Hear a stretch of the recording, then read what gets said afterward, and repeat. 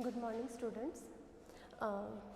अभी हम लोग इस लेक्चर में कल हम लोगों ने टेरिडोफाइटा के बारे में जैसे उसके कैरेक्टरिस्टिक फीचर्स के बारे में देखा था।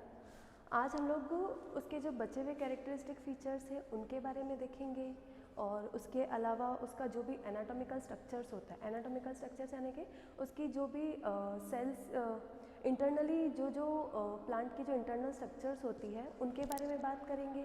उसके अलावा हम लोग उसका डिस्ट्रीब्यूशन देखेंगे और इन सब चीज़ों के बारे में अपन बात करेंगे। ठीक है, अल्टरनेशन ऑफ जनरेशन, ये सारी चीज़ों को आज हम लोग डिस्कस करेंगे। ठीक है, तो सबसे पहले पेपर का नाम लिख लेते हैं अपन।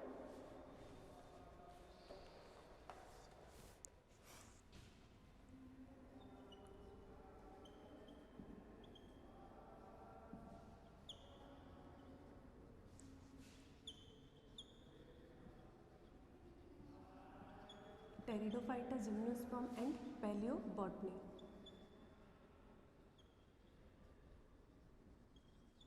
ये हमारा पेपर। ठीक है, तो कल हम लोगों ने देखा था कि जो भी इसके कैरेक्टरिस्टिक फीचर थे वो हम लोगों ने कब 5 से 6 कैरेक्टरिस्टिक फीचर इसके रीड कर लिए थे। ठीक है, तो आज हम लोग क्या करेंगे, पिछले जो प्रीवियस में हम लोगों ने जो पढ़े थे प्रीवियस लेक्चर में, उनमें से हम लोग लास्ट के जो 2 से 3 पॉइंट होते हैं उनको एक बार रिवाइज भी कर लेंगे और वहीं से अपन लोग वापस एक बार पढ़ना स्टार्ट करते हैं। ठीक है, तो हम लोगों ने क्या देखा था कि जो भी टेरिडोफाइट्स होते हैं, टेरिडोफाइट्स के अंदर क्या होता है कि जो वेस्कुलर बंडल होता है वो सिंपल टाइप का होता है।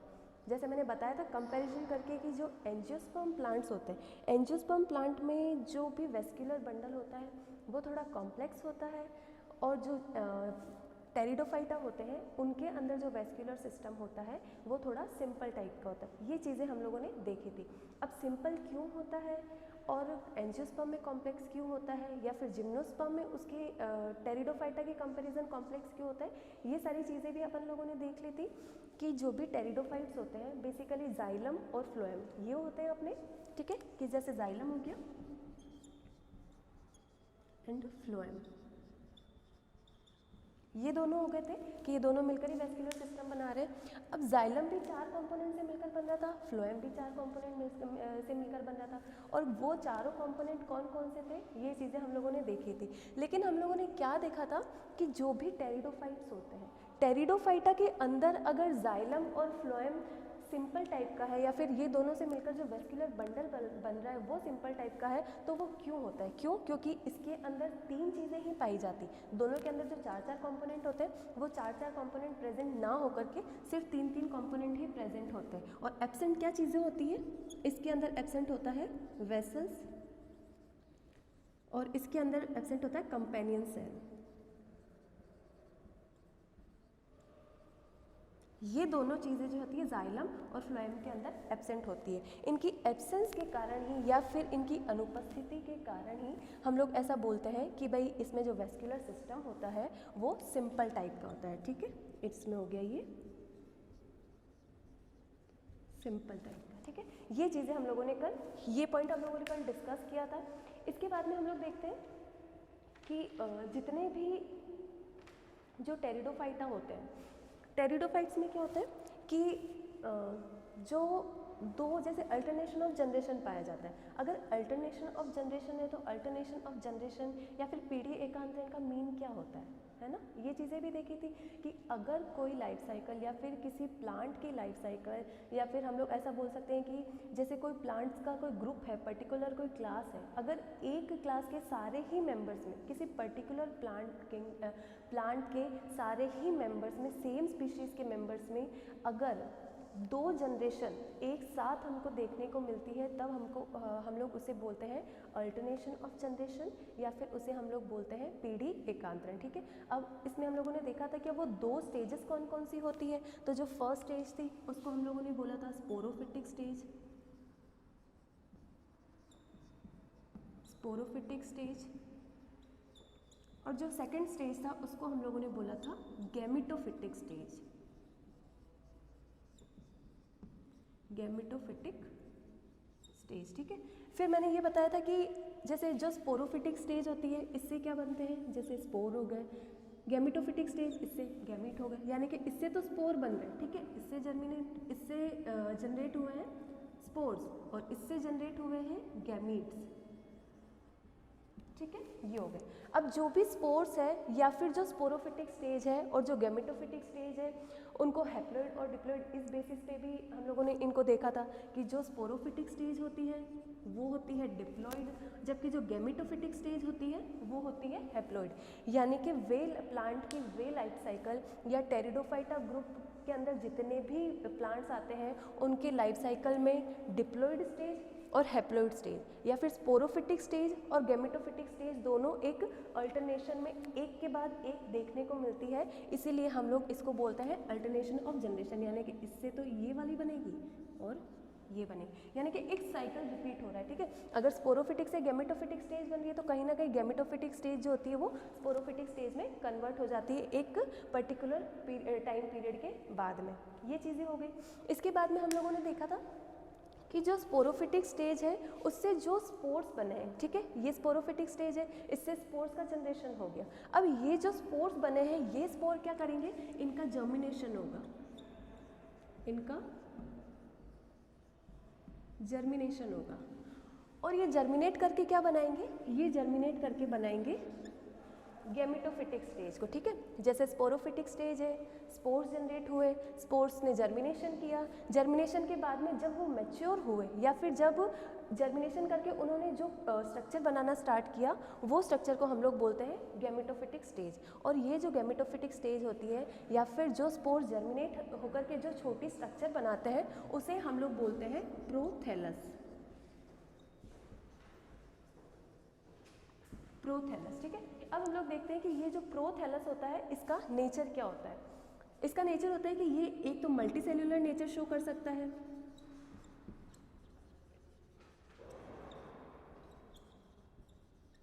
और सेकंड होता है कि ये ऑटोट्रॉप्स होते हैं।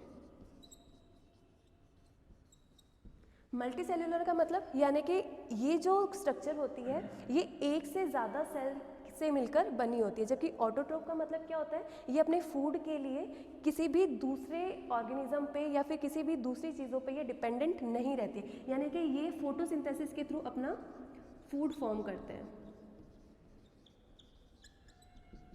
और फोटोसिंथेसिस के लिए इनको सनलाइट की रिक्वायरमेंट होती है,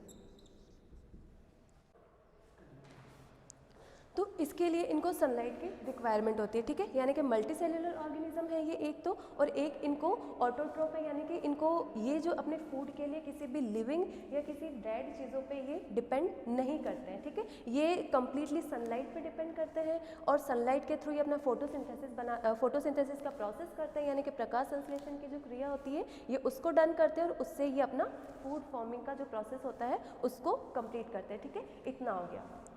तो इसका ये यहाँ तक तो हम लोगों ने देखा था कि ये प्रोथैलस वाली स्ट्रक्चर होती है। ठीक है, लेकिन प्रोथैलस से नेक्स्ट इसका जो कैरेक्टर होता है कि जैसे ये हो गया, मान लेते हैं ये इसका 8th कैरेक्टर हो गया। ठीक है, कि ये जो प्रोथैलस होता है, प्रोथैलस का जो नेचर होता है ये होता है कि ये जैसे प्रोथैलस है, प्रोथैलस जो होता है एक तो मल्टी सेल्यूलर नेचर शो करता है और एक ये ऑटोट्रोपिक फॉर्म में अपना फूड फॉर्म करता है। ये इसका नेक्स्ट कैरेक्टर हो गया, कैरेक्टरिस्टिक फीचर हो गया। ठीक है, इसके बाद में नेक्स्ट चीज़ें आती है कि जो भी प्रोथैलस होता है या फिर जो गैमेटोफाइट प्लांट है, अब हम लोग ये बोल सकते हैं या तो इसको गैमेटोफाइट प्लांट बोल दें हम लोग या फिर इसको हम लोग प्रोथैलस बोल दें, दोनों एक ही चीज़ें होंगी। ठीक है, इसको साथ में लिख लेते हैं अपन।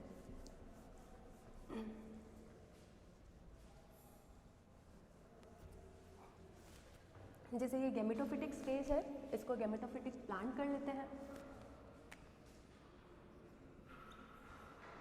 और इसी को हम लोग बोल रहे हैं प्रोथैलस। इसी को हम लोगों ने बोल दिया प्रोथैलस। अब प्रोथैलस टर्म भी यूज़ कर सकते हैं हम लोग, गैमेटोफिटिक प्लांट या गैमेटोफाइट टर्म भी इसके लिए हम लोग यूज़ कर सकते हैं। ठीक है, नेक्स्ट आता है कि जो भी गैमेटोफिटिक प्लांट होता है, जब ये गैमेटोफिटिक प्लांट या फिर ये जो प्रोथैलस है जब ये मैच्योर हो जाते हैं या फिर जब ये प्रॉपर इनकी लाइफ साइकिल जब जैसे मैच्योरिटी पे आ जाती है तब ये क्या करते हैं, कुछ रिप्रोडक्टिव स्ट्रक्चर्स का फॉर्मेशन करते हैं। वो रिप्रोडक्टिव स्ट्रक्चर्स कौन कौन सी होगी, वो या तो मेल रिप्रोडक्टिव स्ट्रक्चर होएगी या फिर वो फीमेल रिप्रोडक्टिव स्ट्रक्चर होएगी। ठीक है, अब वो मेल और फीमेल रिप्रोडक्टिव जो स्ट्रक्चर्स होती है उनसे डेफिनेटली वो लोग क्या करेंगे, मेल रिप्रोडक्टिव स्ट्रक्चर से तो मेल गमीट का फॉर्मेशन होएगा, और जो फीमेल गैमेटोफिटिक स्ट्रक्चर होएगी उससे फीमेल गमीट का फॉर्मेशन होएगा, ठीक है। यानी कि प्रोथैलस है, जब प्रोथैलस मैच्योर हो जाता है तब ये क्या करेंगे, रिप्रोडक्टिव स्ट्रक्चर्स का फॉर्मेशन करेंगे,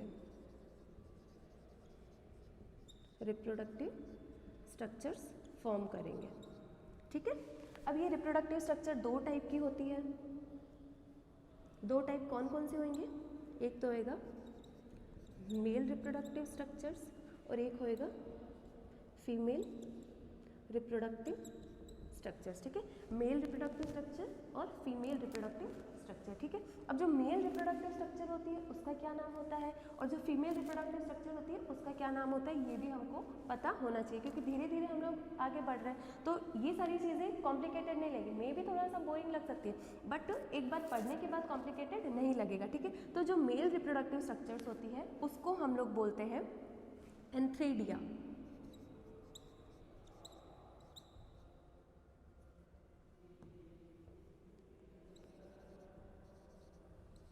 एंथ्रीडिया, और जो फीमेल रिप्रोडक्टिव स्ट्रक्चर्स होती है उसको हम लोग बोलते हैं आर्किगोनिया, ठीक है। ये हो गया, ये तो हो गई मेल रिप्रोडक्टिव स्ट्रक्चर और ये हो गई फीमेल रिप्रोडक्टिव स्ट्रक्चर। एंथ्रीडिया में मेल गैमीट का फॉर्मेशन होएगा और आर्किगोनिया में फीमेल गैमीट का फॉर्मेशन होएगा, ठीक है। अब ये जो मेल गैमीट होते हैं इनको क्या बोलते हैं, इससे बनेंगे मेल गैमीट,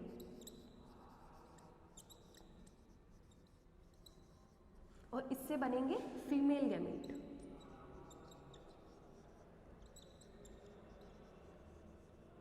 फीमेल गैमीट बन जाएंगे। अब जो मेल गैमीट और जो फीमेल गैमीट होते हैं उनके नाम क्या होंगे, बेसिकली हम लोग जैसे ह्यूमन बींग्स में अगर देखते हैं तो हम लोग मेल गैमीट को स्पोर्स बोलते हैं और जो फीमेल गैमीट होता है वो ओवा होता है, ठीक है। तो इसी तरीके से इसमें जो मेल गैमीट होते हैं यहाँ पे इनको स्पोर्स ना बोल के यहाँ पे इनको हम लोग बोलते हैं जैसे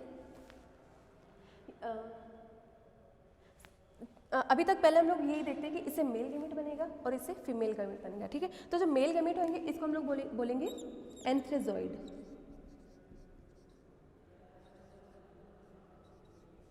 एंथ्रेजॉइड, और जो फीमेल गैमीट बन जाएगा उसको हम लोग बोल देंगे एग सेल,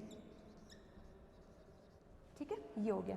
अब ये दोनों जब आपस में फर्टिलाइज करेंगे, ठीक है, या फिर एक दूसरे से रिप्रोड्यूस करेंगे तो इनसे क्या होएगा, एक फर्टिलाइज एग बनेगा, ठीक है। यानी कि जैसे एंथ्रीडिया है, आर्किगोनिया है, एंथ्रीडिया से मेल गैमीट बनेगा, आर्किगोनिया से फीमेल गैमीट बनेगा। अब जो मेल गैमीट है उसको हम लोग बोलते हैं टेरिडोफाइटा, जो प्लांट्स होते हैं इनके अंदर मेल गैमीट को एंथ्रेजॉइड बोलते हैं और इसमें इनको हम लोग बोलते हैं एग सेल, फीमेल गैमीट को, ठीक है। जब ये मेल और फीमेल गैमीट आपस में रिप्रोड्यूस करते हैं और जो जाइगोट बनता है उससे क्या होता है, उससे फिर जो स्पोरोफिटिक स्टेज होती है उसका जनरेशन स्टार्ट होता है, ठीक है। जैसे ये हो गया, जैसे ये भी हैप्लॉइड होएगा, ये भी हैप्लॉइड होएगा, ठीक है, क्योंकि गैमेटोफिटिक स्टेज तो अपनी हैप्लॉइड है। तो जब ये हैप्लॉइड और हैप्लॉइड जैसे n+n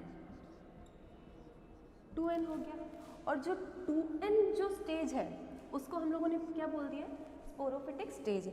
यानी कि गैमेटोफिटिक जो स्टेज है उसका एंडिंग कहाँ पे होगा, जब वो पर्टिकुलर ये गैमीट बन जाएंगे और जब गैमीट फ्यूज़न हो जाता है तो जैसे ही ये गैमीट आपस में फ्यूज़ करेंगे और जो जाइगोट बनेगा या फिर जो फर्टिलाइज्ड एग बनेगा वहाँ से गैमेटोफिटिक स्टेज की एंडिंग हो जाती है और जो स्पोरोफिटिक स्टेज होती है उसका स्टार्टिंग हो जाता है, ठीक है। ये चीज़ें इसके बाद में आते हैं कि यहाँ पे जब भी मेल और फीमेल गैमीट होते हैं वो प्लांट पर ही फर्टिलाइज नहीं करते हैं, ठीक है। जैसे अगर आर्किगोनिया है, आर्किगोनिया से जो फीमेल गैमीट रिप्रोड्यूस हुए हैं या फिर जो फीमेल गैमीट जनरेट हुए हैं वो फीमेल गैमीट क्या करेंगे, वाटर में रिलीज कर दिए जाते हैं, ठीक है। जैसे इनको भी वाटर में रिलीज कर दिया गया है,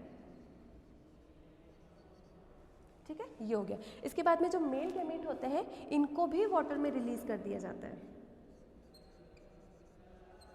इनको भी वाटर में रिलीज कर दिया जाता है। यानी कि फर्टिलाइजेशन का प्रोसेस तब ही कंप्लीट होएगा जब मेल और फीमेल गैमेट का प्रॉपर अमाउंट वाटर में प्रेजेंट हो। अगर वाटर प्रेजेंट नहीं है तो जो मेल और फीमेल गैमेट होंगे वो डिस्ट्रॉय हो जाएंगे, वो आपस में फर्टिलाइज नहीं कर पाएंगे। ठीक है, तो इसका नेक्स्ट पॉइंट हो जाता है कि जो भी मेल रिप्रोडक्टिव स्ट्रक्चर की जो प्रोथैलस होता है, प्रोथैलस मैच्योर होता है, मैच्योर होकर के वो रिप्रोडक्टिव स्ट्रक्चर्स का फॉर्मेशन करता है। ये जो रिप्रोडक्टिव स्ट्रक्चर्स होती है इसमें मेल रिप्रोडक्टिव स्ट्रक्चर को हम लोग एंथ्रीडिया बोलते हैं और जो फीमेल रिप्रोडक्टिव स्ट्रक्चर होती है उसको हम लोग आर्किगोनिया बोलते हैं। इससे जो फीमेल गैमीट बनेंगे उसको एग सेल बोलेंगे और जो मेल गैमीट बनेगा उसको हम लोग एंथ्रेजॉइड बोलते हैं। ठीक है, ये दोनों ही हैप्लॉइड होते हैं नेचर में। ठीक है, एक पॉइंट तो ये हो गया। इससे नेक्स्ट पॉइंट होता है कि जो भी मेल और फीमेल गैमीट होते हैं उनका फर्टिलाइजेशन के लिए हमेशा वाटर रिक्वायर्ड होता है। अगर वाटर प्रेजेंट नहीं है तो फर्टिलाइजेशन का प्रोसेस भी कंप्लीट नहीं होगा,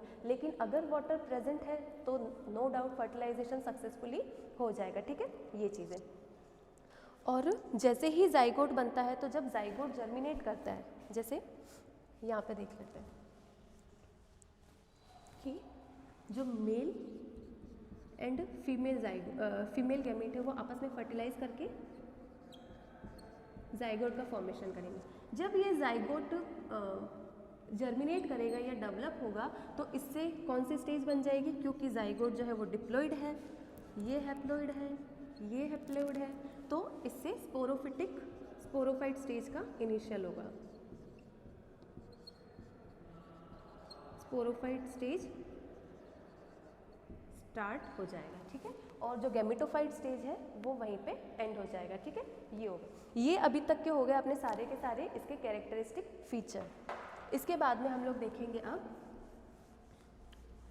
जो भी टेरिडोफाइट्स होते हैं उनका एनाटॉमिकल स्ट्रक्चर, यानी कि उसमें रूट, स्टेम और लीफ के अंदर जो सेल्स होते हैं वो किस किस तरह के पाए जाते हैं, किस किस तरह से अरेंज होते हैं। तो अभी हम लोग जो भी एनाटॉमिकल स्ट्रक्चर है उसका सिर्फ जनरल इंट्रोडक्शन देखेंगे, डिटेल नहीं जाएंगे, एक साथ डिटेल नहीं पढ़ेंगे, सिर्फ जनरल इंट्रोडक्शन देखेंगे। Anatomical structures of pteridophytes.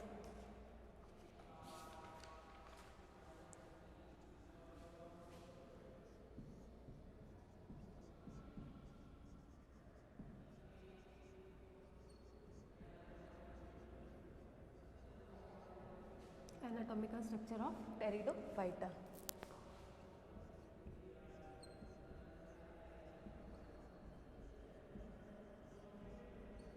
Pteridophyta. ठीक है, नेक्स्ट हम लोग इसके बारे में पढ़ेंगे। जैसे टेरिडोफाइटा भी क्या है, एक प्लांट ही है, प्लांट किंगडम का ही एक पोर्शन है या फिर एक ग्रुप है, तो इसके अंदर जो भी इंडिविजुअल होंगे वो सारे प्लांट ही होंगे। ठीक है, तो ये क्या एक तरह से एक टाइप का प्लांट का ग्रुप है। ठीक है, जिसके कुछ अलग कैरेक्टरिस्टिक फीचर ये शो करता है। तो कोई भी अगर हम लोग किसी भी प्लांट की बात करें तो इन जनरल वो कितने पार्ट्स में डिवाइड होता है, वो बेसिकली 3 पार्ट्स में। उसकी जो प्लांट बॉडी होती है वो बेसिकली 3 पार्ट में डिवाइड करती है। कौन कौन सी होती है, एक तो होती है रूट, स्टेम और लीफ, यानी कि जड़, तना, पत्ती। कोई भी प्लांट होता है वो 3 ऑर्गन या फिर उसकी जो प्लांट बॉडी होती है वो 3 चीज़ों से मिलकर बनी होती है, जिसको जो होती है रूट, स्टेम और लीफ, ये हो गया। ठीक है, अब हमको देखना है कि इसकी जो रूट होती है उसमें कौन कौन सी सेल्स पाई जाती है, जो स्टेम होता है उसमें कौन कौन सी सेल्स पाई जाती है, और जो लीफ होती है उसमें कौन कौन सी सेल्स पाई जाती है, या जो लीफ होती है वो कितने टाइप की होती है। ये सारी चीज़ें हम लोगों को बेसिक देखना है इनका। ठीक है, तो सबसे पहले हम लोग देखते हैं कि रूट के बारे में, इसका जो रूट सिस्टम होता है वो किस तरह का होता है और किस तरह की सेल्स से ये मिलकर बना होता है रूट। ठीक है, तो जितने भी जो टेरिडोफाइट प्लांट्स होते हैं उनका जो रूट होता है वो एडवेंटिशियस टाइप की या अपस्थानिक जड़ें इसमें देखने को मिलती है। ठीक है, इसमें होती है एडवेंटिशियस टाइप ऑफ रूट।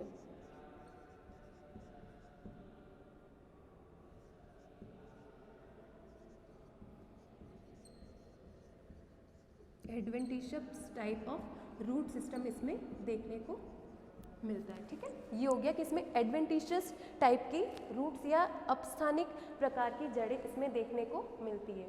और जो भी रूट सिस्टम होता है, ठीक है, तो हम लोग क्या करते हैं, अगर हम लोगों को किसी भी प्लांट ऑर्गन का स्टडी करना है, जैसे अगर रूट का स्टडी करना है, तो हम लोग रूट की एनाटॉमिकल स्ट्रक्चर या फिर एनाटॉमिकल स्ट्रक्चर्स की स्टडी कब कर पाते हैं, तो उसके लिए हमको रूट का थोड़ा सा सैंपल लेना पड़ता है। उस सैंपल को ब्लेड से जितना हो सके उतना थिन उसका सेक्शन कट करते हैं। सेक्शन कट करने के बाद में उसको अलग अलग उसमें उसको स्टेन करते हैं, उसको माउंट करते हैं, और स्टेन और माउंटिंग के बाद में जब उसकी एक प्रॉपर स्लाइड बन जाती है, वो स्लाइड को हम लोग अंडर माइक्रोस्कोप उसका स्टडी करते हैं। तो अंडर माइक्रोस्कोप उसकी जब हम लोग स्टडी करते हैं या माइक्रोस्कोप के ऊपर रखकर जब हम लोग उसकी एनाटॉमिकल स्ट्रक्चर्स देखते हैं, तब हमको उसके जितनी भी जो सेल्स होती है उनके बारे में हमको देखने को मिलता है। तो इसमें हम लोग देखते हैं कि बेसिक चीज़ें तो है, लेकिन इसके अलावा इसकी स्पेशलिटी क्या है कि जो भी रूट सिस्टम होता है वो एडवेंटिशियस तो है, लेकिन इसके अलावा इसमें जो जाइलम होता है वो डाई आर्च टाइप का होता है।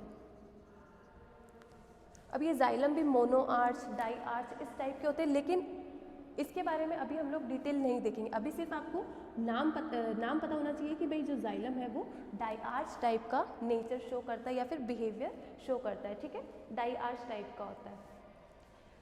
ये होता क्या है, ये सारी चीज़ें हम लोग आगे देखेंगे। ठीक है, ये हो गया। इसके बाद में आता है नेक्स्ट स्टेम, कि इसका जो स्टेम सिस्टम होता है वो कौन कौन से स्पेशल कैरेक्टर्स शो करता है या फिर कौन कौन सी सेल्स से मिलकर बना होता है। ठीक है, तो जैसे रूट का देखा हम लोगों ने कि जो सेक्शन कट करना है, तो सेम चीज़ें ही स्टेम के साथ में होगी। ऐसा तो है नहीं कि बहुत मोटा सा स्टेम लेना पड़ेगा, उसके लिए हमको चाहिए होता है कि बहुत ही पतला सा स्टेम हो, और उसका हमको बारीक सा सेक्शन, वापस से सेम प्रोसेस कि हम लोग उसका सेक्शन कट करेंगे। सेक्शन कट करने के बाद में हम लोग उसको स्टेन करते हैं। स्टेन करने के बाद में हम लोग उसको माउंट करते हैं ग्लिसरीन में, उसके ऊपर कवर स्लिप रखते हैं, यानी कि एक प्रॉपर स्लाइड बनानी है। ठीक है, स्लाइड बनाने के बाद में जब हम लोग उसका माइक्रोस्कोप के अंदर हम लोग स्ट्रक्चर्स देखते हैं, तो हमको कौन कौन सी सेल्स दिखती है उसके बारे में हम लोग देखेंगे। ठीक है, जैसे ये रूट का देखा था, सेम इसी तरीके से हम लोग स्टेम का देखेंगे। ठीक, तो इसमें क्या होता है, 3 टाइप के सेल्स मेजरली देखने को मिलती है। जो सबसे आउटर लेयर होती है उसको हम लोग बोलते हैं एपिडर्मिस, जिसको हिंदी में बोलते हैं बाह्य त्वचा।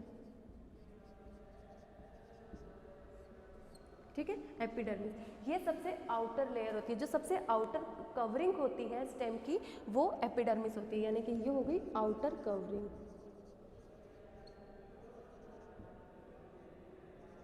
ये हो गई अपने आउटर कवरिंग। ठीक है, इसके बाद में इसमें कॉर्टेक्स होता है, जिसको वल्कुट बोलते हैं।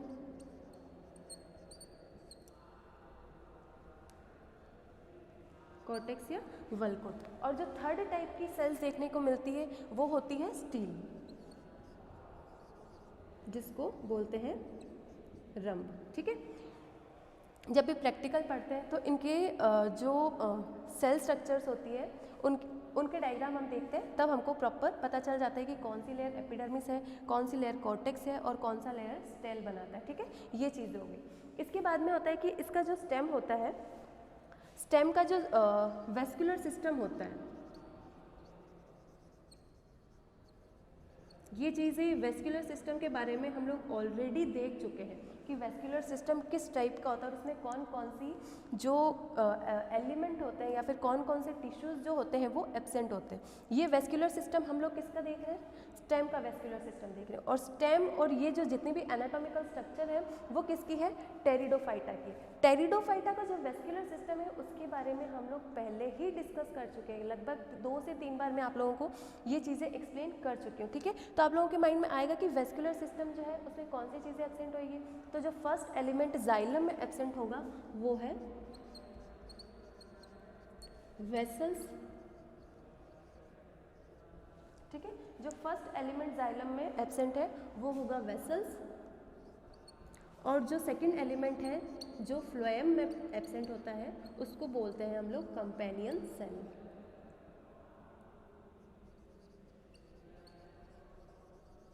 इसके अलावा बाकी की जैसे ट्रैकिड्स, जाइलम फाइबर और जाइलम पेरेन्काइमा, ये तीनों चीज़ें जाइलम के अंदर प्रेजेंट होती है। जबकि जो फ्लोएम होता है उसके अंदर कंपेनियन सेल के अलावा सीव ट्यूब या सीव सेल्स, जाइलम, पेरेन्काइमा और जाइलम फाइबर, ये तीनों इसके अंदर प्रेजेंट होते हैं। ठीक है, सिर्फ यही चीज़ें इसके अंदर एब्सेंट होती है, वेसल्स एब्सेंट और कंपेनियन सेल्स ये भी इसके अंदर एब्सेंट है। ठीक है, ये हो गया।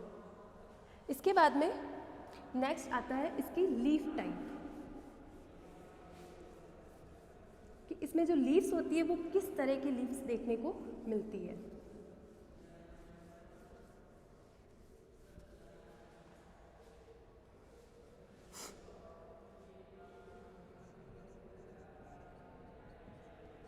लीफ, ठीक है, तो इसका जो लीफ होती है इसमें बेसिकली इसके जो प्लांट्स होते हैं, तो प्लांट्स की जो हाइट होती है उसमें बहुत ज़्यादा वेरिएशन देखने को मिलती है।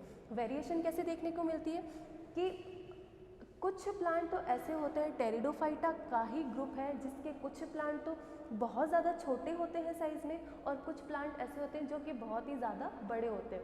लेकिन जो बड़े प्लांट्स होते हैं, जो लार्जर साइज़ के प्लांट होते हैं, या फिर जिनकी ट्री लाइक अपीयरेंस होती है, जैसे हम लोगों ने कल देखा था कि जो लार्जर साइज़ के प्लांट है उनकी नंबर अब बहुत ही कम देखने को मिलती है और जो साइज़ है वो रिड्यूस हो गई है। लेकिन कुछ स्पीशीज़ ऐसी है जिसमें जो कि अभी तक ट्री लाइक अपीयरेंस शो करती है, लेकिन उनका नंबर बहुत कम है। ठीक है, तो उस बेसिस पर अगर हम लोग देखें तो अगर प्लांट की हाइट के अकॉर्डिंग ही इसमें जो लीव्स होती है उसमें भी वेरिएशन देखने को मिलती है। जैसे इसमें 2 टाइप के लीव्स देखने को मिलती, 2 टाइप ऑफ लीव्स। अब वो लीव्स कौन कौन सी हो सकती है? वो लीव्स एक तो होती है मेगाफिलस टाइप की लीफ और एक होती है माइक्रोफिलस टाइप की लीफ। ठीक है, तो जो फर्स्ट हो जाएगा वो होगा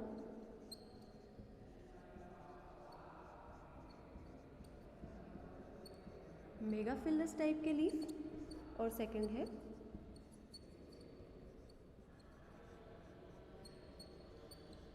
माइक्रोफिलस टाइप के लीफ। ठीक है, मेगाफिलस, मेगा का मतलब ही होता है लार्जर और माइक्रो का मतलब ही होता है स्मॉलर। ठीक है, मेगाफिलस लीव्स यानी कि वे टेरिडोफाइटा के अंदर आने वाले वे प्लांट्स जिसमें लीव्स जो होती है बड़े साइज की पाई जाती है, लार्जर साइज के लीव्स होती है। ठीक है, ये जो लीव्स होती है इनका साइज लार्जर होता है और ये जो लीव्स होती है इनका साइज स्मॉलर होता है। ठीक है, जो मेगाफिलस लीव्स होंगी वो लार्जर साइज की होएगी और जो माइक्रोफिलस लीव्स होती है वो स्मॉलर साइज की होती है। ठीक है, अब जो लार्जर साइज और जो स्मॉलर साइज की जो लीव्स होते हैं, अगर लीफ लार्जर साइज की है तो वो जो स्टेम होगा वो छोटा होगा एंड स्टेम स्मॉल। लेकिन अगर स्मॉलर साइज के लीफ अगर प्लांट पे देखने को मिल रहे हैं तो उसका जो स्टेम होगा वो लार्जर होगा। ठीक है, दोनों चीज़ें एक दूसरे के ऑपोजिट चल रही है। मेगाफिलस लीफ है, लीफ का साइज़ बड़ा होगा लेकिन स्टेम का साइज़ छोटा होगा। अगर माइक्रोफिलस लीफ है तो लीफ का साइज़ छोटा होगा लेकिन स्टेम का साइज़ बड़ा होगा। ठीक है, अब अगर हम लोग माइक्रोफिलस लीफ का अगर हम लोग एग्जाम्पल देखें तो इक्विसिटम इसका सबसे बेस्ट एग्जाम्पल होता है जो हमको ईजिली याद रह सकता है। ठीक है, तो इसका एग्जाम्पल हो गया इक्विसिटम।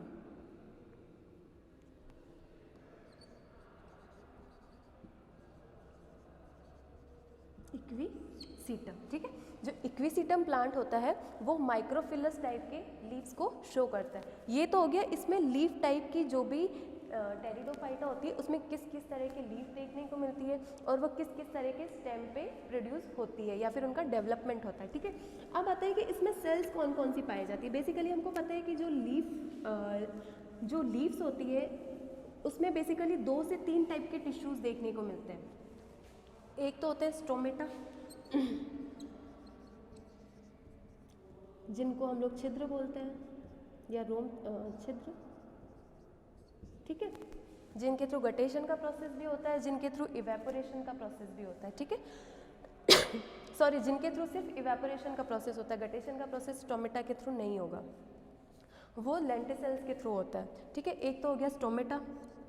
सेकेंड जो टिश्यूज़ होते हैं उनको हम लोग बोलते हैं स्पॉन्जी टिश्यूज़।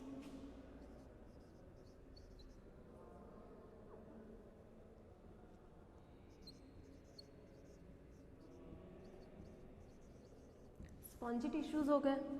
उसके बाद में जो नेक्स्ट होते हैं उनको हम लोग बोलते हैं पेलिसेड टिश्यूज़। और जो थर्ड होते हैं उनको हम लोग बोलते हैं पेरेन्काइमेटस टिश्यूज़। Sorry mesophyll tissues.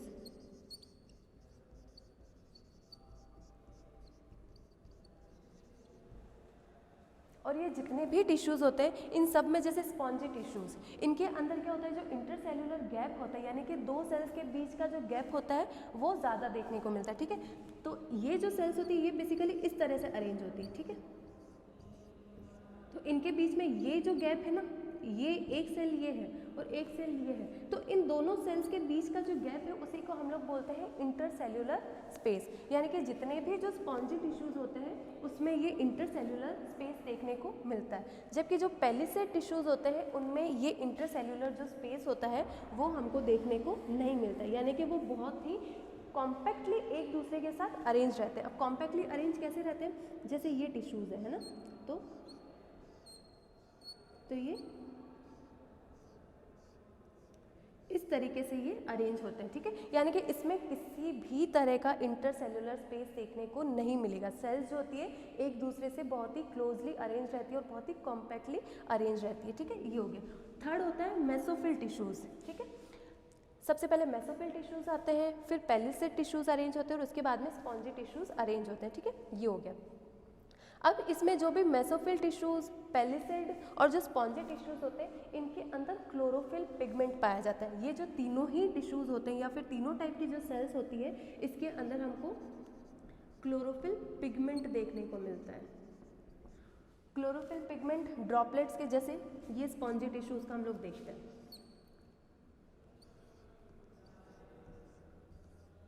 ठीक है। तो यहाँ पर इस तरीके से क्लोरोफिल पिगमेंट प्रेजेंट रहता है, ठीक है। ये हो गया। अब ये जो क्लोरोफिल पिगमेंट होता है इसके प्रेजेंस, जैसे लीफ पोर्शन है, लीफ के ये टिश्यूज़ है और इन टिश्यूज़ के अंदर क्लोरोफिल पिगमेंट पाया जाता है। ये क्लोरोफिल पिगमेंट क्या करेगा, इसका मेजर फंक्शन ही फोटोसिंथेसिस करना है, फूड फॉर्म करना है, यानी कि फूड फॉर्मिंग का जो लोकेशन है वो कहाँ पे होगी, लीफ एरिया के अंदर होगी, ठीक है। ये हो गया। इसके बाद में हम लोग नेक्स्ट देखते हैं इसमें रिप्रोडक्शन टाइप, कि जितने भी जो टेरिडोफाइट्स होते हैं उसमें किस किस टाइप का रिप्रोडक्शन देखने को मिलता है। बेसिकली 3 टाइप के रिप्रोडक्शन होते हैं। वेजिटेटिव रिप्रोडक्शन, एक होता है असेक्सुअल रिप्रोडक्शन और जो थर्ड टाइप होता है इसका उसको हम लोग बोलते हैं सेक्सुअल रिप्रोडक्शन, ठीक है। तो एक एक करके हम लोग स्टडी करते हैं।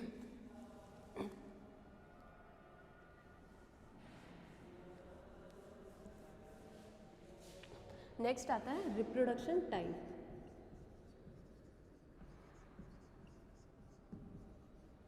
डिटेल नहीं देखेंगे यहाँ पे हम लोग, सिर्फ देखेंगे कि कौन कौन से टाइप से रिप्रोडक्शन कंप्लीट हो रहा है या फिर प्रोसीड कर रहा है, ठीक है। ये हो गया। तो इसमें जो फर्स्ट टाइप आता है वो होता है वेजिटेटिव रिप्रोडक्शन।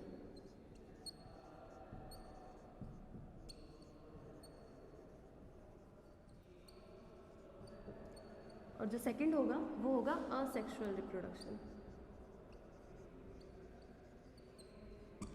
वेजिटेटिव रिप्रोडक्शन और असेक्सुअल रिप्रोडक्शन, ठीक है। अब जो वेजिटेटिव रिप्रोडक्शन है और असेक्सुअल रिप्रोडक्शन है ये दोनों में भी कुछ कुछ डिफरेंसेस होते हैं, सिमिलैरिटी भी होती है, डिफरेंसेस भी होते हैं, ठीक है। तो अभी हमको देखना है डिफरेंसेस कि जो वेजिटेटिव रिप्रोडक्शन होता है वो उसमें कौन कौन सी मेथड्स यूज़ आते हैं। तो इसमें क्या होता है, जितने भी जो वेजिटेटिव ऑर्गन होते हैं वो ऑर्गन से ही जब कंप्लीट प्लांट बॉडी का फॉर्मेशन होता है। जैसे प्लांट की कोई वेजिटेटिव स्ट्रक्चर है, अब वेजिटेटिव स्ट्रक्चर्स कौन सी आ जाती है या फिर वेजिटेटिव ऑर्गन्स कौन से आ जाते हैं। जैसे वेजिटेटिव स्ट्रक्चर देख लेते हैं हम लोग, ठीक है। कि जो वेजिटेटिव रिप्रोडक्शन होता है वो प्लांट की वेजिटेटिव स्ट्रक्चर्स के थ्रू होता है या फिर कायिक संरचनाओं के थ्रू ये देखने को मिलता है, ठीक है। ये होगा वेजिटेटिव स्ट्रक्चर्स।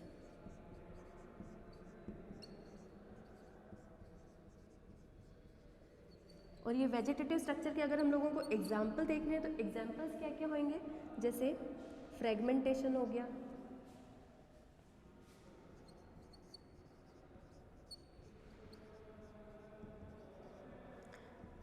फ्रेगमेंटेशन के द्वारा हो गया, बाय ट्यूबर हो गया, विखंडन, है ना।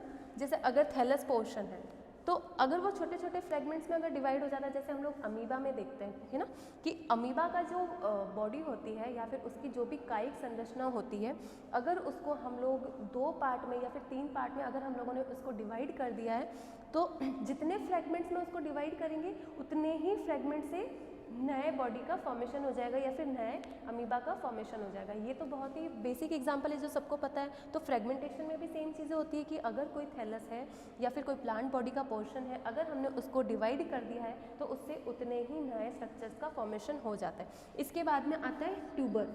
ट्यूबर के थ्रू भी जो छोटे छोटे से ट्यूबर्स होते हैं या फिर जिनको हम लोग हिंदी में कंद बोलते हैं, उनके थ्रू भी, जैसे अभी के दिनों में हम लोग देखते हैं जैसे अनियन वगैरह हो गए, तो उनमें क्या होता है कि हम उनको उगाने की ज़रूरत नहीं होती, वो अभी अपने आप ही जर्मिनेट होने लग जाते, अभी उनमें अपने आप ही नई पत्तियां निकलने लग जाती। उनको आपको पानी में डालने की भी ज़रूरत नहीं है, उनको आपको मिट्टी में प्लेस करने की भी ज़रूरत नहीं है, वो जहाँ पे रखे हुए वहीं पे उनमें जर्मिनेशन होना स्टार्ट हो जाता है। तो वो जो है एक तरह से उसको हम लोग बोलते हैं बाई ट्यूमर रिप्रोडक्शन, ठीक है।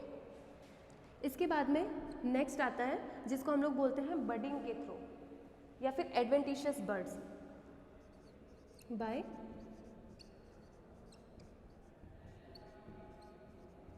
Adventitious buds. एडवेंटिशियस बर्ड्स के थ्रू जो रिप्रोडक्शन होता है, ठीक है। इसमें क्या होती है, छोटी छोटी सी एडवेंटिशियस बर्ड्स निकल जाती है या फिर छोटे छोटे से वही सेम चीज़ें जैसे आलू में देखते हैं, ठीक है। आलू के अंदर जो आंखें बन जाती है वो एक तरह का एग्जाम्पल एडवेंटिशियस बर्ड्स का हो जाता है, ठीक है। उसी तरीके से टेरिडोफाइटा के भी जो प्लांट्स होते हैं या फिर जो इसकी जो स्ट्रक्चर्स बनती है वेजिटेटिव स्ट्रक्चर्स, उनमें एडवेंटिशियस बर्ड से भी नए जर्मिनेशन देखने को मिलते हैं, ठीक है। उसके बाद में नेक्स्ट आता है अपना गैमा कप के थ्रू बाय गैमा कप, ठीक है। इसका जो बेसिक एग्जांपल होता है वो फर्स्ट ईयर में देखते हैं हम लोग मार्केंशिया के अंदर कि गैमा कप बनते हैं। उसी तरह की जैसे मार्केंशिया में जो गैमा कप बनते हैं, सेम स्ट्रक्चर जो होती है वो टेरिडोफाइटा में भी देखने को मिलती है। इसके एग्जांपल हम लोग आगे देखेंगे, अभी सिर्फ हम लोग इसके मेथड्स देखेंगे कि कौन कौन से मेथड से असेक्सुअल वेजिटेटिव टाइप का जो रिप्रोडक्शन है वो कंप्लीट होता है। तो जो फर्स्ट टाइप हो जाएगा वो हो जाएगा फ्रेगमेंटेशन के थ्रू, जो सेकंड होएगा ट्यूबर के थ्रू, थर्ड होगा एडवेंटिशियस बर्ड्स के थ्रू, और जो फोर्थ टाइप है वो है गैमा कप के थ्रू, ठीक है। ये हो गया। इसके बाद में जो असेक्सुअल रिप्रोडक्शन होता है वो बेसिकली प्रोसीड किया जाता है स्पोर्स के थ्रू। जितने भी जो स्पोर्स होते हैं वो स्पोर्स को जब फेवरेबल कंडीशंस मिलती है या फिर फेवरेबल एनवायरमेंटल या फिर क्लाइमेटिक कंडीशंस मिलती है, तब वो स्पोर्स क्या करते हैं, जर्मिनेट करते हैं, और जर्मिनेट करके उनसे जो नया प्लांट बॉडी बनता है, तो उस मेथड को हम लोग बोलते हैं असेक्सुअल रिप्रोडक्शन। तो असेक्सुअल रिप्रोडक्शन किसके थ्रू डन होता है, कौन से मेथड के थ्रू, बाय स्पोर्स, ठीक है। स्पोर्स के थ्रू जो भी रिप्रोडक्शन या फिर जो भी नए प्लांट बॉडी का जो जनरेशन होता है उसको हम लोग असेक्सुअल रिप्रोडक्शन के अंदर काउंट करते हैं, ठीक है। ये चीज़ें हो गई। इसके बाद में हम लोग देखेंगे कि जो स्पोर्स होते हैं, ये तो आ गया स्पोर्स। जो स्पोर्स होते हैं ये स्पोर्स किसके अंदर बनते हैं, स्पोर्स जो होते हैं वो स्पोरेंजियम या फिर बीजाणुधानी के अंदर बनते हैं। जैसे ये हो गए बीजाणु, और ये बीजाणुओं या स्पोर्स का फॉर्मेशन किसके अंदर होएगा, स्पोरेंजियम के अंदर होता है। स्पोरेंजियम या बीजाणुधानी, बीजाणुधानी के अंदर इनका फॉर्मेशन होता है, ठीक है। बीजाणुधानी या फिर जो स्पोरेंजियम होती है उनके अंदर स्पोर मदर सेल्स बनती है। जैसे स्पोरेंजियम है, स्पोरेंजियम के अंदर क्या बनेगी, स्पोर मदर सेल बनेगी।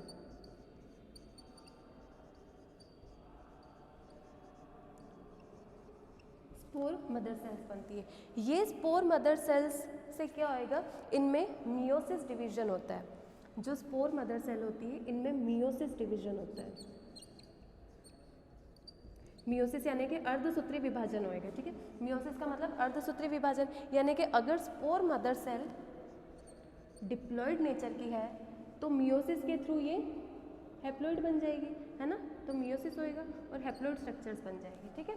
और जैसे ही ये हैप्लॉइड स्ट्रक्चर बनती है तो उससे क्या होएगा, नया प्लांट बॉडी का जर्मिनेशन होएगा, यानी कि अगर ये स्पोर्स बने हैं तो ये स्पोर जर्मिनेट करके किस में बनाएंगे, जैसे ये स्पोरेंजियम है, इसमें स्पोर मदर सेल बन गए, स्पोर मदर सेल में मियोसिस हुआ, मियोसिस से जो डिप्लॉइड स्टेज था वो हैप्लॉइड स्टेज में कन्वर्ट हो गया। अब हैप्लॉइड स्टेज में जो भी सेल्स बनी है उनको हम लोग क्या बोलेंगे, स्पोर्स बोलेंगे, और ये स्पोर्स क्या बनाएंगे, गैमेटोफाइट स्टेज का फॉर्मेशन करते हैं। ठीक है, ये हो गया, क्योंकि गैमेटोफाइट भी क्या है, हैप्लॉइड स्ट्रक्चर है, और ये जो अर्धसूत्री विभाजन या फिर जो मियोसिस डिवीजन के बाद में जो स्पोर्स बने वो भी हैप्लॉइड नेचर के, यानी कि अगर ये हैप्लॉइड स्पोर जर्मिनेट करते हैं तो इससे गैमेटोफिटिक स्टेज का फॉर्मेशन होता है। यानी कि अब गैमेटोफिटिक स्टेज जो रिजल्ट है वो कौन से रिप्रोडक्शन का रिजल्ट है, वो असेक्सुअल रिप्रोडक्शन का रिजल्ट है, विच मीन्स जो गैमेटोफिटिक स्टेज है उसका फॉर्मेशन तभी होता है जब अर्धसूत्री विभाजन के द्वारा या मियोसिस के द्वारा जो स्पोर्स बनते हैं वो स्पोर्स फेवरेबल कंडीशंस में जर्मिनेट करते हैं, और जर्मिनेट करके फिर ये प्लांट स्टेज का, हैप्लॉइड स्टेज का फॉर्मेशन करते हैं, जिसे हम लोग गैमेटोफाइट कहते हैं। ठीक है, ये हो गया इतना डन।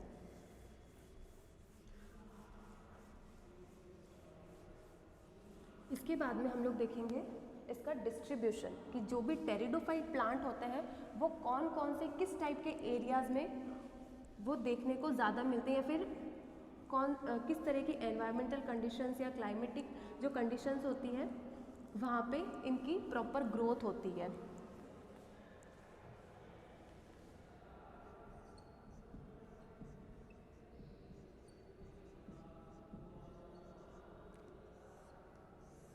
डिस्ट्रीब्यूशन, ठीक है, ये हो गया इसका डिस्ट्रीब्यूशन। तो जितने भी जो टेरिडोफाइट प्लांट होते हैं ये साइज़ में बहुत वेरी करते हैं। ठीक है, ये साइज़ में बहुत ही ज़्यादा वेरी करते हैं। साइज़ में वेरी कैसे करते हैं कि या तो कुछ प्लांट तो बहुत ही स्मॉलर साइज़ के होते हैं और कुछ बहुत ही लार्जर साइज़ के होते हैं, यानी कि ये स्मॉलर टू लार्जर दोनों साइज़ के, दोनों टाइप के प्लांट इसमें देखने को मिलते हैं। अब जो स्मॉलर साइज़ के होते हैं वो इतने ज़्यादा माइक्रोस्कोपिक होते हैं, माइक्रोस्कोपिक भी बोल सकते हैं हम लोग, जैसे कि उनका जो साइज़ होता है वो 2 से 3 mm का होता है। जो स्मॉलर प्लांट्स होते हैं वो 2 to 3 mm यानी कि पता चल रहा है ना कि कितने छोटे होते हैं, माइन्यूट होते हैं। ठीक है, वही कुछ प्लांट ऐसे होते हैं जिनकी हाइट 10 to 25 मीटर्स तक भी होती है। तो कुछ प्लांट तो 2 to 3 mm साइज़ के भी हैं, और कुछ इतने ज़्यादा लार्ज है कि उनकी जो हाइट है वो मीटर्स के अंदर है, जैसे 10 to 25 मीटर हाइट तक के प्लांट भी इसके अंदर देखने को मिलते हैं। ठीक है, इसके बाद में आता है कि ये जो प्लांट होते हैं ये एक्वेटिक टाइप के भी हो सकते हैं और ये टेरेस्ट्रियल टाइप के भी हो सकते हैं। ठीक है, तो इसमें दोनों टाइप के प्लांट पाए जाते हैं, एक तो एक्वेटिक भी हो सकते हैं यानी कि जलीय पादप या जलीय टेरिडोफाइटा, कुछ ऐसे होते हैं जो टेरेस्ट्रियल होते हैं, टेरेस्ट्रियल या फिर स्थलीय। ये चीज़ें हो गई। ठीक है, तो मतलब इनकी जो प्लेसेस है कि ये एक्वेटिक एरिया में भी देखने को मिल सकते हैं और ये टेरेस्ट्रियल एरिया में भी देखने को मिल सकते हैं। ऐसा नहीं है कि कुछ इनको अगर सिर्फ टेरेस्ट्रियल एरिया प्रोवाइड किया जाए या फिर सिर्फ एक्वेटिक, यानी कि ये क्या करते हैं बहुत ही जगह पे देखने को मिलते हैं। दोनों ही एनवायरनमेंट में ये लोग अपना सर्वाइवल पॉसिबल, इनका सर्वाइवल पॉसिबल होता है। अब अगर हम लोग एक्वेटिक देखें तो एक्वेटिक का एग्जाम्पल क्या हो जाएगा, एजोला। ठीक है, एजोला हो जाएगा। जो हमने देखा था कि सबसे जो स्मॉलेस्ट टेरिडोफाइटा था एजोला, यही था स्मॉलेस्ट, कि जो सबसे स्मॉलेस्ट टेरिडोफाइट होता है वो एजोला होता है और ये एक्वेटिक टाइप का होता है। ठीक है, जबकि जो टेरेस्ट्रियल होता है उसका एग्जाम्पल होता है लाइगोडियम।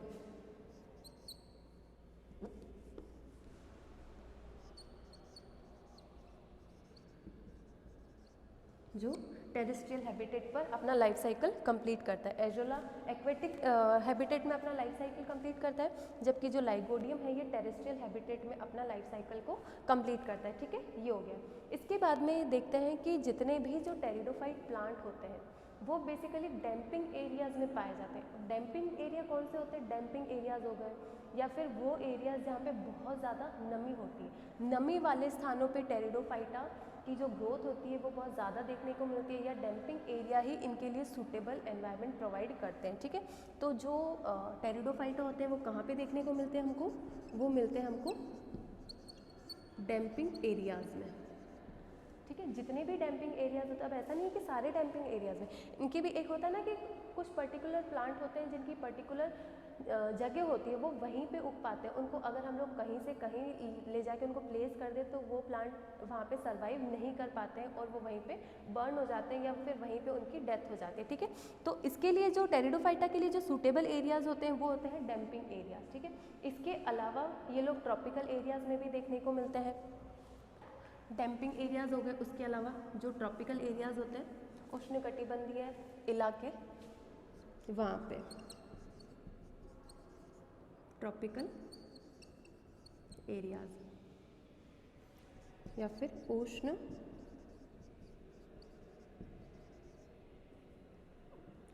कटिबंधीय इलाके, ठीक है। यहाँ पर भी ये देखने को मिलते हैं, ये हो गया। इसके अलावा यहाँ पे भी इनकी नंबर बहुत ज़्यादा अबाउंडेंट होती है और यहाँ पे भी ट्रॉपिकल एरियाज़ में भी इनका नंबर बहुत ज़्यादा अबाउंडेंट होता है, ठीक है, ये हो गया। इसके बाद में आता है कि जो इंडिया में, ये तो हो गया वर्ल्ड वाइड, यानी कि दुनिया भर में ये कौन कौन से जो एरियाज़ होते हैं वहाँ पे देखने को मिलते हैं, लेकिन मतलब किस तरह की जगह पे देखने को मिलते हैं, ठीक है। लेकिन अगर हम लोग अब बात करते हैं इंडिया की, या कि वहाँ पे जो टेरिडोफाइटा पर्टिकुलर कौन कौन से एरियाज़ में देखने को मिलते हैं, यानी कि इसका distribution in India, distribution in India, ठीक है। इंडिया में ये कौन कौन सी जगह पे, तो जो फर्स्ट एग्जाम्पल होगा इसका होगा वो हिमालय, सेकंड एग्जाम्पल होगा असम, थर्ड होगा यूपी, हिमाचल प्रदेश भी होता है, उसके अलावा होता है western Ghat,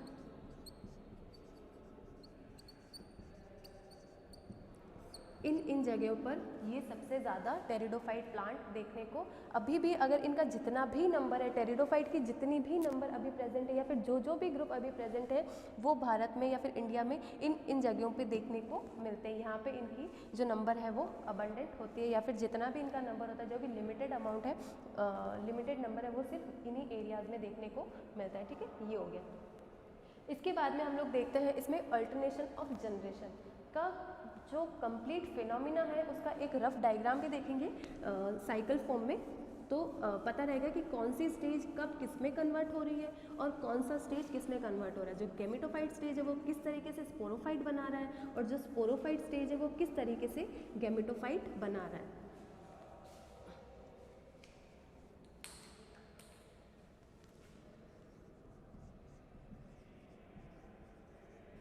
alternation of generation,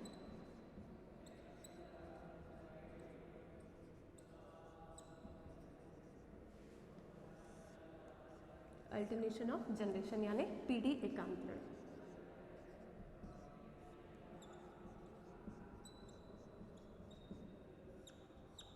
पीढ़ी एकांतरण, ठीक है, ये हो गया। अब इसमें क्या होता है कि ये तो हम लोगों ने देखा था, जैसे अगर इन शॉर्ट सिर्फ एक 2 वर्ड में अगर हमको इसका आंसर देना है कि पीढ़ी एकांतरण क्या फिर अल्टरनेशन ऑफ जनरेशन क्या है, तो हम लोग क्या लिखेंगे, सिर्फ हमको सिर्फ अगर रफ खुद को समझने के लिए, खुद की अंडरस्टैंडिंग के लिए रखना है कि भाई हम इस चीज़ को भूलें ना, तो साथ में ही आपको ये चीज़ लिख लेनी है, डिप्लॉयड टू हैप्लॉयड और हैप्लॉयड टू डिप्लॉयड। जैसे चीज़ों के फार्मूलाज होते हैं, मैथ में फार्मूलाज याद करते हैं, उसी तरीके से ये चीज़ को देख लो एज ए फॉर्मूला कि अगर अल्टरनेशन ऑफ जनरेशन का मीन है तो डिप्लॉयड स्टेज हो जाएगी, और डिप्लॉयड का इस तरह से एरो, उससे हैप्लॉयड, और हैप्लॉयड का इस तरह से एरो, वो डिप्लॉयड। इसका मतलब सबको पता है कि डिप्लॉयड होगा, ये हैप्लॉयड होगा, डिप्लॉयड में स्पोरोफिटिक स्टेज आ जाएगा, हैप्लॉयड में गैमेटोफिटिक स्टेज आ जाएगा, ठीक है, ये हो गया। तो अगर हम लोग लैंग्वेज की बात करें तो वापस से लैंग्वेज मुझे रिपीट करने की वैसे रिक्वायरमेंट तो नहीं है, बट एक बार वापस से देख लेते हैं, ठीक है, एक बार वापस रिपीट कर लेते हैं। तो उसमें क्या होगा कि किसी भी प्लांट में जब गैमेटोफिटिक स्टेज और स्पोरोफिटिक स्टेज यानी युग्मकोद्भिद अवस्था और बीजाणुद्भिद अवस्था अगर एक के बाद एक अल्टरनेटिव फॉर्म में कन्वर्ट होती है एक दूसरे में, तो उससे हम लोग बोलते हैं अल्टरनेशन ऑफ जनरेशन या पीढ़ी एकांत है, ठीक है। जैसे युग्मकोद्भिद है तो वो बीजाणुद्भिद बना लेगी, और अगर बीजाणुद्भिद है तो उससे युग्मकोद्भिद अवस्था में परिवर्तन हो जाएगा, या फिर ये एक दूसरे में जो इंटर कन्वर्टेबल होती है उस फॉर्म को ही हम लोग अल्टरनेशन ऑफ जनरेशन बोलते हैं, ठीक है। ये हो गया। इसके बाद में देखते हैं कि जो अल्टरनेशन ऑफ जनरेशन ये जो टर्म है, कि ये जो टर्म है ये किसने दिया था। इस तरह के बहुत सारे नाम आएंगे, लेकिन सारे याद नहीं रखने, सिर्फ हम लोग अभी देख लेते हैं, फिर हम लोग 5 ईयर पेपर एक बार डिस्कस करेंगे तो उसमें हम लोग देखेंगे कि मेजरली जिन जिन के नाम पूछे गए हैं हम लोग सिर्फ उन पे ही फोकस करेंगे। अभी हम लोग एक एक करके जो जो टर्म्स हमारे बीच में आ रही है या फिर जिन जिन की डिस्कवरीज या साइंटिस्ट के बारे में आ रहा है वो सारी चीज़ें हम लोग लेक्चर के बीच में डिस्कस कर लेते हैं, तो एटलीस्ट हमारे नोट्स में होगी ये चीज़ें, ठीक है। लेकिन याद कौन से रखेंगे हम लोग, जो 5 ईयर पेपर के अंदर जो प्रीवियस में जो क्वेश्चन पूछे गए हैं, जो प्रीवियस ईयर पेपर होता है उनमें जितने भी क्वेश्चन पूछे गए हैं और कौन कौन से रिपीटेड फॉर्म में पूछे गए, सिर्फ हम लोग उन्हीं पे फिर याद करने का जो फोकस होगा हम लोग सिर्फ उन पे करेंगे, ठीक है। तो जो हॉफमिस्टर नाम के जो साइंटिस्ट थे उन्होंने इस टर्म का फर्स्ट टाइम यूज़ किया था, हॉफमिस्टर, ठीक है।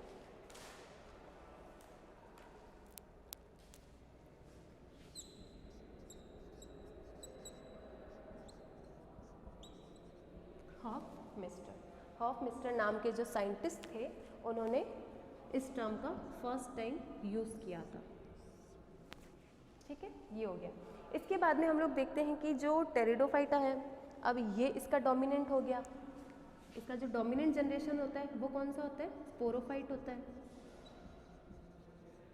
ये चीज़ भी हम लोगों ने जो कैरेक्टरिस्टिक फीचर देखा था तो हमने तब भी इस पर फोकस किया था। अभी जस्ट आज के लेक्चर में भी हम लोग इस पर एक बार फोकस कर चुके हैं, अभी वापस से इस पर देख रहे हैं कि जो डोमिनेंट जनरेशन होती है वो होती है स्पोरोफाइट, और जो सेकंड जनरेशन होती है वो होती है गैमेटोफाइट। यानी कि ये कौन सी है, ये इसका प्राइमरी फॉर्म है, और जो गैमेटोफाइट होता है वो उसका सेकेंडरी फॉर्म होएगा, ठीक है। ये चीज़ हो जाएगी। उसके बाद में देखते हैं हम लोग कि जो डोमिनेंट जो फॉर्म होता है, जो स्पोरोफाइट स्टेज होता है, ये भी हम लोगों ने कैरेक्टरिस्टिक फीचर जब रीड किए थे तब हम लोगों ने देखा था कि जो स्पोरोफाइट है वो 3 पोर्शंस में डिवाइड करता है, और वो 3 पोर्शन कौन कौन से होते हैं, रूट हो गया, स्टेम एंड लीफ, ठीक है। जबकि जो गैमेटोफाइट होता है इसके लिए हम लोग सिर्फ इतना ही बोलते हैं कि ये मल्टी सेल्यूलर होता है या फिर ये प्रोथैलस होता है।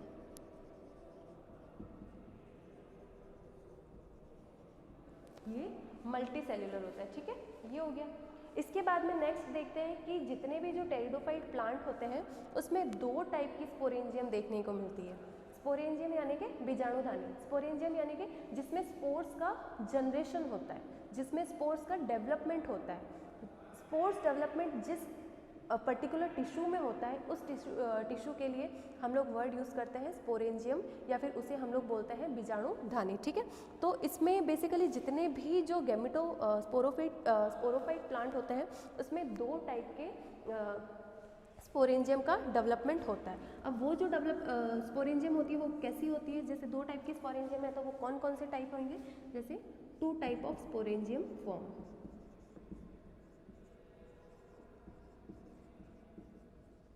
2 टाइप ऑफ स्पोरेंजियम का फॉर्म, ठीक है, 2 टाइप की। अब वो 2 टाइप कौन कौन से होंगे, जो फर्स्ट टाइप होता है उसको हम लोग बोलते हैं होमोस्पोरस, और जो सेकंड टाइप होता है उसको हम लोग बोलते हैं हेटेरोस्पोरस, ठीक है।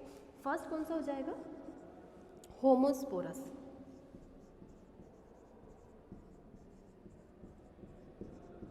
और जो सेकंड टाइप हो जाएगा वो हो जाएगा हेटेरोस्पोरस,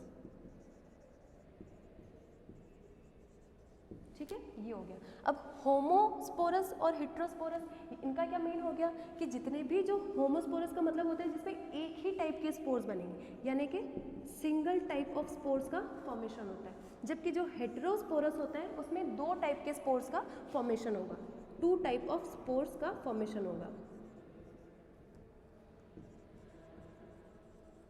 2 टाइप ऑफ स्पोर्स का फॉर्मेशन होगा। अब ये इसमें सिंगल टाइप के हैं, यानी कि या तो वो स्मॉलर साइज के होंगे या फिर वो सारे ही लार्जर साइज के होंगे, ठीक है। लेकिन जितने भी स्पोर्स बनेंगे उन सब का जो साइज होगा वो सेम ही होगा, जो साइज होगा वो सेम ही होगा, साइज में किसी भी तरह की वेरिएशन देखने को नहीं मिलेगी। होमो का मतलब ही एक होता है या फिर सिंगल होता है, ठीक है। और स्पोरस यानी कि spore, single type of spore. लेकिन जो हेटेरोस्पोरस टाइप की जो स्पोरेंजियम होती है उसमें दो टाइप के स्पोर होते हैं, यानी कि दो टाइप के स्पोर है, यानी कि स्पोर्स का जो साइज होगी उसमें वेरिएशन देखने को मिलेगी, साइज में वेरिएशन देखने को मिलेगी। अब वो वेरिएशन कैसी हो सकती है कि अगर एक टाइप के स्पोर अगर लार्जर साइज के हैं तो जो सेकंड टाइप के स्पोर होंगे वो स्मॉलर साइज के होंगे, ठीक है। तो साइज में वेरिएशन है, यानी कि दो टाइप के स्पोर बनेंगे। तो जो फर्स्ट टाइप के स्पोर होंगे वो होंगे लार्जर साइज के, और जो सेकंड टाइप के स्पोर्स होंगे वो होंगे स्मॉलर साइज के, ठीक है। अब हम लोग बेसिकली हम देखते हैं कि जो लार्जर साइज के जो स्पोर है, जो या फिर जो स्पोर जिनका साइज बड़ा है वो तो बनाएंगे फीमेल, मतलब फीमेल उसमें जो होंगे वो फीमेल स्ट्रक्चर्स का फॉर्मेशन होगा, जबकि जो स्मॉलर साइज के जो स्पोर्स होते हैं उसमें मेल स्ट्रक्चर्स का फॉर्मेशन होता है, ठीक है। ये चीज़ें हो जाएगी। ये हो गया इतना कि जो भी स्पोरोफाइट होता है, स्पोरोफाइट के अंदर दो टाइप के स्पोरेंजियम का फॉर्मेशन होता है। अब ये जो दो टाइप के स्पोरेंजियम होते हैं ये इनके नेम होते हैं होमोस्पोरस स्पोरेंजियम और हेटेरोस्पोरस टाइप के स्पोरेंजियम। जो होमोस्पोरस टाइप के स्पोरेंजियम होते हैं उसमें सिंगल टाइप के स्पोर बनते हैं, जो भी स्पोर बनते हैं उसमें उनके साइज में किसी भी तरह का वेरिएशन या फिर किसी भी तरह की विभिन्नता देखने को नहीं मिलती है। जबकि जो हेटेरोस्पोरस टाइप की जो स्पोरेंजियम होती है उसमें दो टाइप के स्पोर बनते हैं। ये दो टाइप के स्पोर कैसे होंगे, यानी कि जो स्पोर बन रहे हैं वो साइज में वेरी कर रहे हैं। अगर एक टाइप के स्पोर लार्जर साइज के हैं तो दूसरे टाइप के जो स्पोर होंगे वो स्मॉलर साइज के होंगे, ठीक है। जो लार्जर साइज के जो स्पोर्स होते हैं उनसे बेसिकली फीमेल स्ट्रक्चर्स का फॉर्मेशन होता है और इनसे मेल स्ट्रक्चर्स का फॉर्मेशन होता है। या फिर हम लोग ऐसे भी बोल सकते हैं कि इनसे जो है फीमेल गैमेट फॉर्मेशन होएगा या as a female gamete form करेंगे और ये जो होंगे as a male gamete work करते हैं, ठीक है। अब अगर हम लोग इन दोनों के एग्जाम्पल देखते हैं कि जो लार्जर साइज और जो स्मॉलर साइज जो होते हैं या फिर जो होमोस्पोरस और जो हेटेरोस्पोरस टाइप के जो दो टाइप के जो स्पोरेंजियम है उनके एग्जाम्पल्स क्या क्या है। तो जो इसका एग्जाम्पल होता है लाइकोपोडियम, इसका एग्जाम्पल हो गया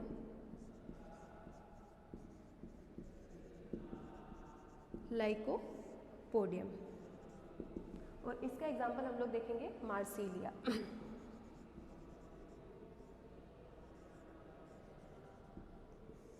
मार्सिलिया, ठीक है। होमोस्पोरस का एग्जाम्पल लाइकोपोडियम और हेटेरोस्पोरस का एग्जाम्पल हो गया मार्सिलिया। ये चीज़ें हो गई, ठीक है।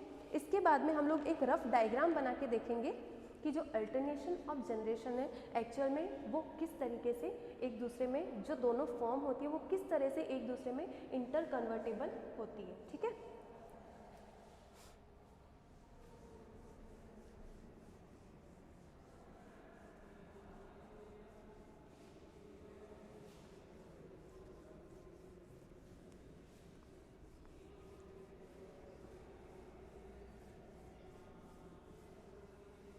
ये एक रफ डायग्राम में दे रही हूँ सिर्फ अंडरस्टैंडिंग के लिए, सिर्फ रफ डायग्राम में समझने के लिए, चीज़ों को कॉन्सेप्ट को प्रॉपर वे में अंडरस्टैंड करने के लिए, ठीक है। तो अल्टरनेशन ऑफ जनरेशन में अगर हम लोग फर्स्ट देखते हैं तो जो फर्स्ट स्टेज कौन सी है या फिर दोनों में से कोई भी एक स्टेज कौन सी है, एक स्टेज है गैमेटोफाइट।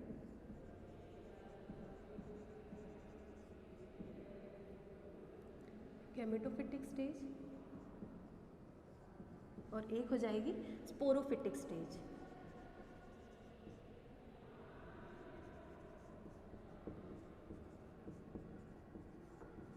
स्पोरोफिटिक स्टेज, ठीक है। यहाँ पे अपनी अंडरस्टैंडिंग के लिए लिख लेते हैं कि ये जो गैमेटोफिटिक स्टेज है ये हैप्लॉइड नेचर में है और ये सॉरी ये स्पोरोफिटिक नेचर में है, ठीक है। सॉरी ये डिप्लॉइड नेचर शो करती है, ये हैप्लॉइड और ये डिप्लॉइड, ठीक है। अब जो भी गैमेटोफिटिक स्टेज है इससे गैमीट का फॉर्मेशन होगा। गैमीट के फॉर्मेशन के लिए भी कुछ पहले मेल और फीमेल रिप्रोडक्टिव स्ट्रक्चर्स का फॉर्मेशन होना ज़रूरी है। तो इसके लिए सबसे पहले क्या होगा, दो तरह की स्ट्रक्चर्स का फॉर्मेशन होगा। अब वो दो स्ट्रक्चर कौन कौन सी होती है, एक तो मेल स्ट्रक्चर्स होगी और एक फीमेल स्ट्रक्चर होगी। यानी कि जो मेल स्ट्रक्चर होगी उसको हम लोग क्या बोलेंगे, एंथ्रीडिया,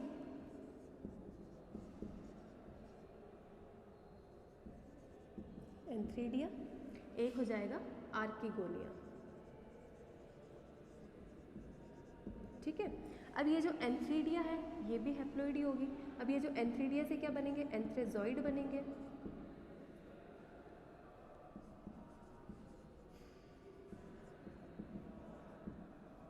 और जो आर्किगोनिया है उससे एग सेल्स का फॉर्मेशन होएगा। ठीक है, अब ये क्या है, एक तरह से ये एक मेल गैमीट है और ये एक फीमेल गैमीट है। ये मेल गैमीट हो जाएगा और ये फीमेल गैमीट हो जाएगा। ठीक है, अब ये दोनों को फर्टिलाइजेशन के लिए वाटर का रिक्वायरमेंट है, यानी कि ये दोनों आपस में फर्टिलाइज करके जाइगोट बनाएंगे। ये जाइगोट किस तरह का बिहेवियर शो करेगा, n प्लस n 2n हो गया। ठीक है, अब ये जो जाइगोट है ये थोड़े टाइम बाद में oospore में कन्वर्ट होएगा। जैसे इसने बनाया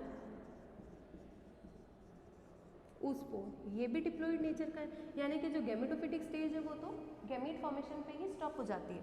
oospore है। अब जाइगोट और oospore में डिफरेंस क्या है कि जो oospore होता है वो भी जाइगोट ही है, लेकिन जाइगोट के चारों तरफ की जो वॉल होती है वो क्या होती है, धीरे धीरे थिक हो जाती है। जो चारों तरफ की जो कोशिका भित्ति होती है यहाँ तक तो वो थिन होती है, लेकिन जैसे ही वो थोड़े टाइम बाद में जब वो oospore में कन्वर्ट होता है तो उसकी जो सेल वॉल होती है या फिर जो मेम्ब्रेन होती है वो क्या हो जाती है, वो थिक हो जाती है। ठीक है, तो ये क्या होते हैं, थिक वॉल्ड होते हैं।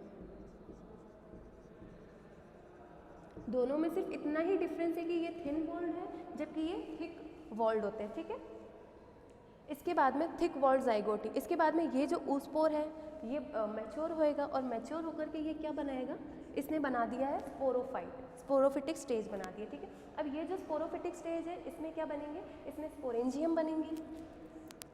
जैसे इसमें स्पोरेंजियम का फॉर्मेशन हो गया। ये जो स्पोरेंजियम होते हैं इसके अंदर क्या बनेंगी, इसमें स्पोर मदर सेल बनेगी, स्पोर मदर सेल्स बनेगी। ये स्पोर मदर सेल्स में भी क्या होएगा, मियोसिस डिवीजन होएगा। जैसे अगर ये स्पोर मदर सेल है, अगर ये डिप्लॉइड नेचर की, ये डिप्लॉइड है, तो जो स्पोर मदर सेल होगी ये भी डिप्लॉइड होगी, लेकिन मियोसिस के बाद में जो स्पोर बनेंगे वो क्या हो जाएंगे, हैप्लॉइड होंगे, जो जर्मिनेट करके गैमेटोफिटिक स्टेज का फॉर्मेशन करते हैं। ठीक है, इससे नेक्स्ट हम लोग कल के लेक्चर में यहाँ से हम लोग कंटिन्यू करेंगे। Thank you.